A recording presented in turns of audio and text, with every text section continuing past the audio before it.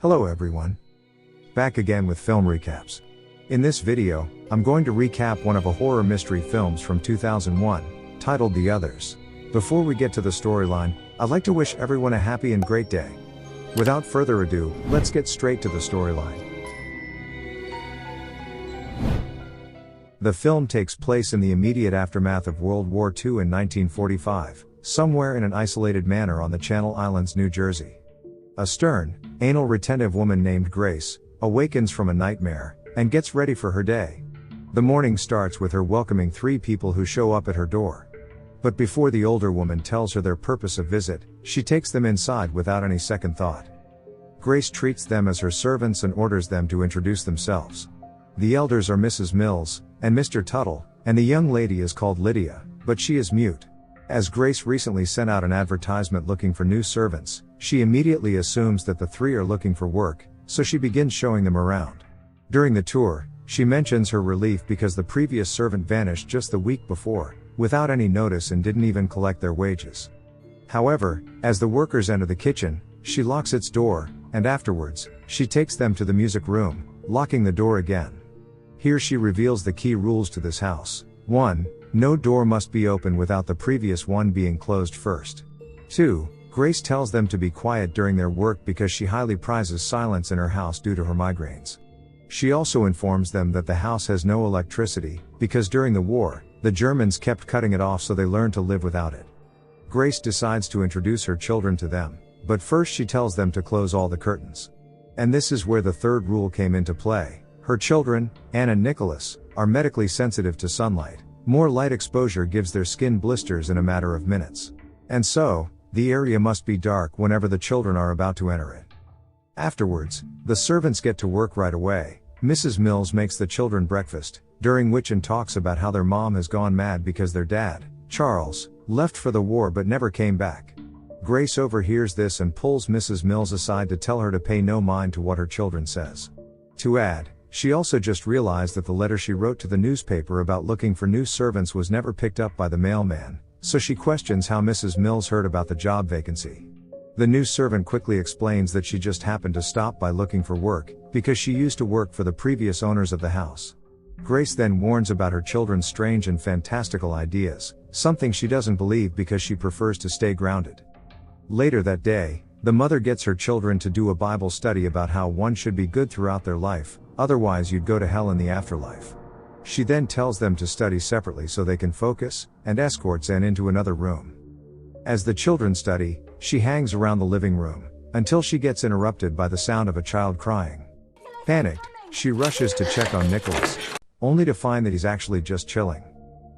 As the cries persists, she assumes it's Anne, so she rushes to check on her, but she's also not crying. However, unlike Nicholas, Anne goes on and says that she heard the cries too, as earlier she met a crying boy called Victor, who just left the room. According to her, he was crying because he doesn't like the house and told them to leave the house. Anne also mentions about Victor's father and the others who have been viewing the house. Grace thinks the story is absurd, saying how a person can get in and out if the door is locked, but then gets shocked to see the door right across from her is open. Livid, she summons the servants and scolds them for this, but the servants swear they weren't even inside the house this entire time. At night, while the children sleep, Anne wakes Nicholas, and he freaks out because the curtain is open. But his sister tells him she didn't do this, Victor did. This scares Nicholas, so he curls back up in his bed, while Anne closes the curtain again. Afterwards, we can hear Anne arguing with a boy who tells them to get off his bed, scaring Nicholas. And then tells Victor to touch Nicholas' cheek so he knows that Victor is real. Hearing his scream, Grace instantly rushes to their room and finds terrified Nicholas, who blames Anne. With you. I didn't do anything. She punishes Anne by making her stand and read in the hall, while scolding her to stop scaring her brother, but Anne still insists she's not making anything up. Fed up with Anne's ghost stories, she makes her read Bible until she asks Nicholas for forgiveness. 3 days have passed, and Anne has not yet apologized, saying she cannot apologize for something she has not done. Meanwhile, Grace is downstairs trying to embroider in silence, when she hears a loud commotion upstairs. She yells for her other servant Lydia to be quiet, but as she looks out the window, she realizes that both Lydia and Mrs. Mills are actually out in the yard. Confused, She goes upstairs to investigate, while the daughter reveals that Victor and his family are inside the junk store upstairs. She cautiously goes in there, and begins hearing whispers between what sounds like several people. She's what? Scared, she unveils the furniture in hopes of finding them, but doesn't find anyone. The door suddenly swings, so she rushes out to catch up with the intruders, but doesn't see them. And claims that there are several intruders roaming about the house who are claiming the house as theirs.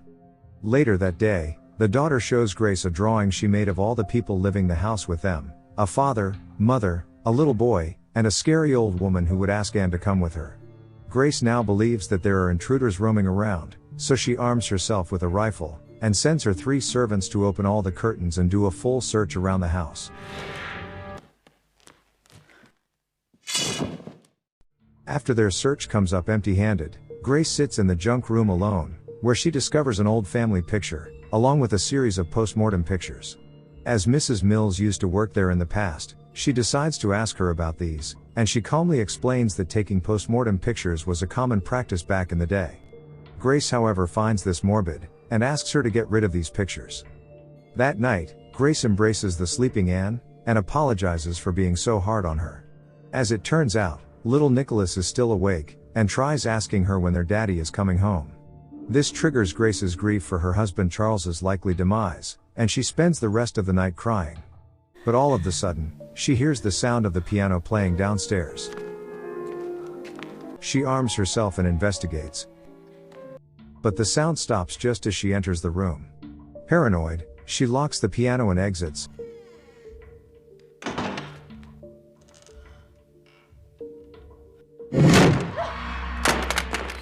But unexpectedly the door slams in her face, locking her out of the piano room. This prompts her to freak out and call for Mrs. Mills. However, when she opens the door, Grace gets shocked to find the piano lid open again. Mills tries to calm her down afterward, and says that sometimes the world of the dead gets mixed up with the world of the living, which Grace can barely tolerate. Now starting to grapple with the fact that there may be ghosts in the house, she heads out and attempt to find the local priest. Mills tries to stop her, but Grace refuses to listen. And on her way, she assigns the gardener, Mr. Tuttle, to look for gravestones around the property. However, after she sets off, now she thinks the house is haunted. Tuttle asks if it is safe to let her go, to which Mills says the fog will not let her go far. What's even more suspicious, Mills then tells Tuttle to cover up the gravestone completely. Meanwhile, the fog in the woods gets thicker and thicker to the extent that it does not let Grace pass. And then in the middle of it all, a figure emerges from the fog, shocking Grace, as the man is her long-lost husband, Charles. They lovingly embrace each other, making Grace forget her mission to find the priest. She then brings her husband home, shocking Mills. The first thing Charles does is walk up to his children, and hold them in his arms, but afterwards, he retreats to the bedroom and simply lies there all day, palpably unwell. While Grace shares a meal with her children later, it appears she doesn't want to acknowledge the ghost's existence anymore, and yet again scolds Anne for believing in them. This upsets the little girl, who runs out of the room crying, until Mrs. Mills stops her and assures her that she has seen the intruders and has been talking about, and not only that, some big changes are coming soon. At this point, Grace starts to believe that all the intruders have reverted back from their house, which worries Mills and others. They think that out of everyone, Grace would be the hardest to convince, which makes it difficult for them to carry out their plan. On the next day, Grace makes Anne wear the veil she has been sewing recently, and loves it so much that she'd like to keep wearing it. Afterwards, Grace leaves her alone to tend to her husband, who is still in bed looking lifeless. When she returns to check on Anne, she finds her playing on the ground, but to her surprise, her hands and face have turned old. What's the matter? This causes her to get violent, and thrashes that old bitch. But as she removes the veil, it turns out she's been rough handling it all along.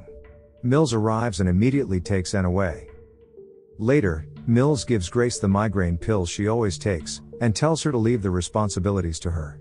However, Grace becomes doubtful about Mills, so when Mills leaves, she does not take the pills and instead throws them into the sink.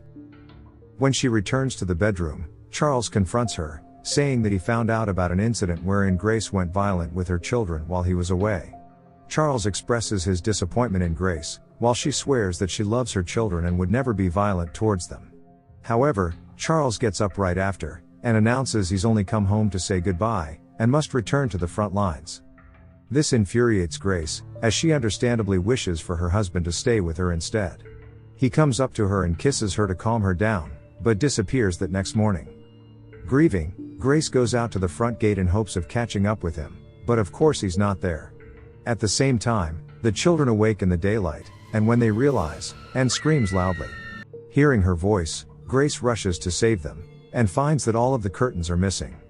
Panicked, she shields her children with a coat, while taking them to the only dark room left in the house. She proceeds to question the servants, but they seem oddly calm about this, and suggest that perhaps the children may have grown out of their photosensitivity.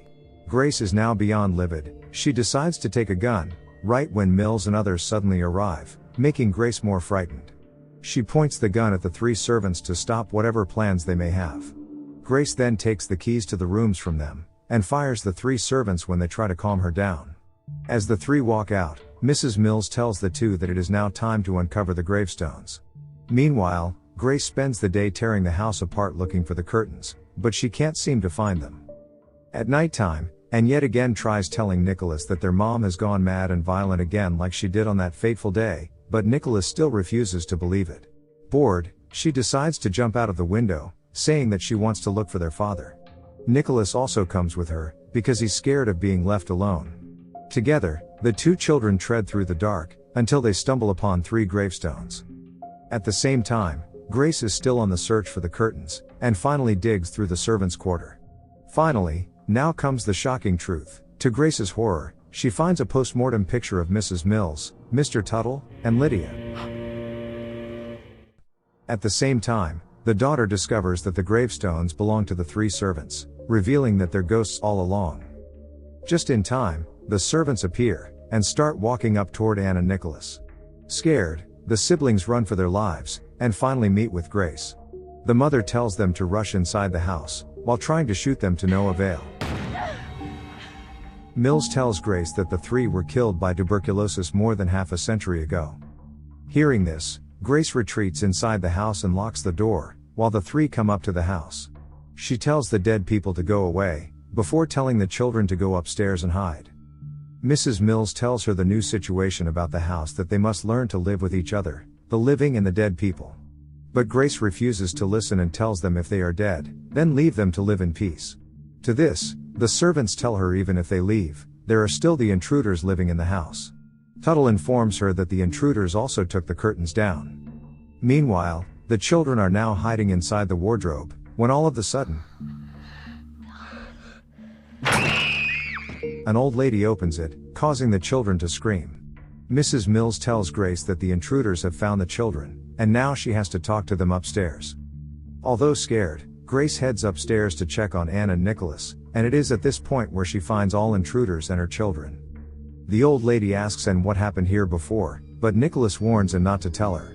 We can see that the blind old woman is somewhat writing on the paper, while two men appear to analyze their interaction, and a husband and wife watch. The old woman asks Anne again what her mother did to them, right when Anne tells her something about the pillow. Is that how she killed you? The children and Grace are shocked to hear this, while the old woman asks why they remain in this house if they're dead, which causes them to freak out and insist they're not dead. Grace loses her cool and begins creating commotion in order to convince them, at which point the perspective is flipped to reveal the table group is performing a seance, proving to us who the real ghost in the house is. The people around the table, who consist of paranormal mediums and the actual owners of the house, begin to discuss about what just happened. The wife argues that she's had enough of this haunting and they should move out of this house, and starts bringing up the history of the previous owners. Apparently, the previous owner went mad, then strangled and shot her own children in the past. The wife also says that their son Victor has been getting nightmares, and seen sightings of a little girl around the house. Hearing this gets the husband to relent, and promises they should move out first thing in the morning. Just outside the room, Grace now realizes that she has been dead this whole time. She now remembers how she killed her children before killing herself out of guilt. Grace eventually accepts that she is a ghost, and finally, Mrs. Mills walks in, welcoming and informing her that for now the intruders are leaving. But in the future others will come, and they must learn to coexist harmoniously. Now that they've all accepted their ghosts, for the first time, the children step out under the sun, and learn that it doesn't hurt them anymore. The film ends with Grace and her children watching as the intruders pack their bags, and putting the property for sale. Okay guys. That's all the recap of The Others 2001. Thanks for watching. See you again in the next video.